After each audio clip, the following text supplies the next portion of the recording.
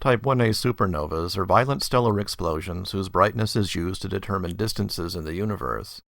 Observing these objects to billions of light years away has led to the discovery that the universe is expanding at an accelerating rate, the foundation for the notion of dark energy. Although all Type 1a supernovas appear to be very similar, astronomers do not know for certain how the explosions take place and whether they all share the same origin. The scientists wanted to get a better understanding of what the stars look like before the explosion to help determine the origin of their brightness. That information will allow them to be sure that there are no errors of this type distorting the dark energy measurements.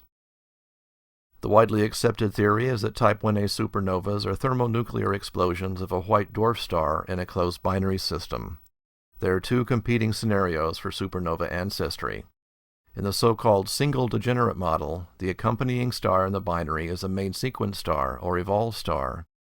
In the competing double degenerate model, the companion is another white dwarf, a very dense star in its final evolutionary stage. Now researchers, including Carnegie Observatory's Josh Simon, Mark Phillips, Nydia Morell, and Ian Thompson, have examined new and detailed observations of 41 of these objects. The astronomers looked for sodium atoms in the spectrum of each of the 41 supernovas. Sodium is a telltale sign of cool neutral gas in the vicinity of the explosion. By measuring the speed of the sodium clouds, they determined that the majority of the supernovas show sodium gas moving away from the explosion site and toward the Earth. If the star system originally contained two white dwarfs before the supernova, then there shouldn't be any sodium. The sodium shows that one of the stars must not have been a white dwarf.